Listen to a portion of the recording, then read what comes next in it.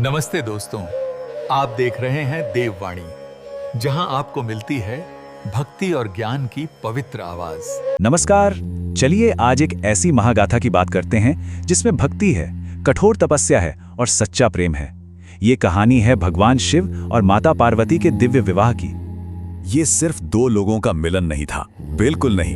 ये तो एक ऐसी कॉस्मिक घटना थी जिसने पूरे ब्रह्मांड का संतुलन ही बदल दिया। तो फिर देर किस बात की, चलिए इस अद्भुत कथा के हर पहलू को समझते हैं। अब पार्वती की कहानी को ठीक से समझने के लिए ना हमें थोड़ा पीछे जाना होगा, उनके पिछले जन्म में, हाँ, सती के रूप में। क्योंकि पार्वती असल में शिव की पहली पत्नी सती का ही पुनर्जन्म थे और सती की कहानी ही वो नींव है, वो फाउंडेशन है जिस पर पार्वती का पूरा संकल्प, उनकी सारी तपस्या टिकी हुई थी।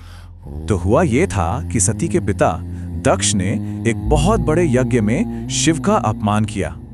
ये अपमान सती से सहा नहीं गया और उन्होंने योग अग्नि में अपने प्राण दे दिए।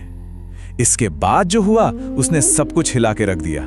शिव इतने शोक में डूब गए कि उन्होंने पूरे ब्रह्मांड में विनाशकारी तांडव किया और फिर सब कुछ छोड़कर वो एक गहरी अटूट समाधि में चले गए। इससे हुआ ये कि ब्रह्मांड का संतुलन बिगड़ने लगा। और यहीं से कहानी में आती हैं पार्वती। उनका जन्म ही इसलिए हुआ था, उनका लक्ष्य ही एक था, शिव को पाना। राजा हिमवान के घर उनका जन्म हुआ और ऋषि नारद मुनि ने तो पहले ही बता दिया था कि उनका विवाह शिव से ही होगा। बस इस भविष्यवाणी ने पार्वती के जीवन को एक दिशा दे दी। उन्होंने ठान लिया कि वो उस शोक में डूबे वैरागी शिव को जीत कर रहेंगी। और उनकी तपस्या आम तपस्या नहीं थी, उसकी कठोरता बढ़ती ही चली गई। पहले सिर्फ फल खाकर तप किया, फिर सिर्फ पत्तों पर जीवित रहीं और आखिर में तो अन्न और जल सब कुछ त्याग दिया। सोचिए, सालों तक ना चिलचिलाती गर्मी की परवाह, ना जमा देने वाली ठंड की और ना ही मूसलाधार बारिश की। उनका संकल्प अटल था। लेकिन इतना आसान नहीं था। पार्वती की भक्ति को दो बहुत बड़ी परीक्षाओं से गुजरना पड़ा। एक परीक्षा ली देवताओं ने और दूसरी खुद शिव ने। तो एक तरफ पार्वती तपस्या कर रही थी और दूसरी तरफ देवताओं पर एक बहुत बड़ा संकट आ गया था। तारकासुर नाम का एक असुर, जिसे वरदान था कि उसे सिर्फ शिव का पुत्र ही मार सकता है। अब समझ रहे हैं, शिव और पार्वती का मिलन अब सिर्फ एक प्रेम कहानी नहीं था, ये पूरे ब्रह्मांड की जरूरत बन चुका था। तो देवताओं ने क्या किया? उन्होंने एक तरह से जल्दबाजी में कामदेव यानी प्रेम के देवता को भेज दिया शिव का ध्यान भंग करने के लिए। यह था उनका प्लान। लेकिन जब कामदेव फेल हो गए तब शिव ने खुद फैसला किया कि वो पार्वती के संकल्प की सच्चाई को परखेंगे। देखिए, एक तरफ थी जबरदस्ती और दूसरी तरफ थी परीक्षा। और देवताओं का यह प्लान पूरी तरह से फेल हो गया। शिव का ध्यान टूटा जरूर, लेकिन क्षण भर के लिए, और क्रोध में उन्होंने अपनी तीसरी आंख खोल दी। अगले ही पल कामदेव भस्म हो चुके थे। इससे साफ था कि शिव की शक्ति और उनका वैराग्य कितना गहरा था। इसके बाद शिव ने सोचा कि अब वो खुद पार्वती को परखेंगे। वो एक ब्राह्मण का वेश बदलकर उनके पास पहुंचे और उन्होंने क्या किया? उन्होंने खुद शिव की ही बुराई शुरू कर दी। कहने लगे, क्यों उससे शादी करनी है जो शरीर पर भस्म लगाता है, सांपों की माला पहनता है और शमशान में रहता है? वो पार्वती के निश्चय को तोड़ना चाहते थे।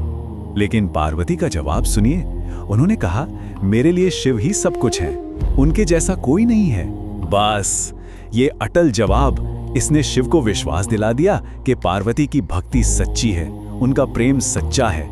ये सुनकर शिव इतने प्रसन्न हुए कि वो अपने असली रूप में आ गए।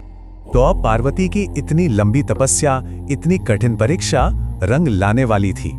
उनकी यात्रा अपने सबसे महत्वपूर्ण पड़ाव पर आ पहुंची थी, वो दिव्य विवाह जिसका साक्षी पूरा ब्रह्मांड बनने वाला था।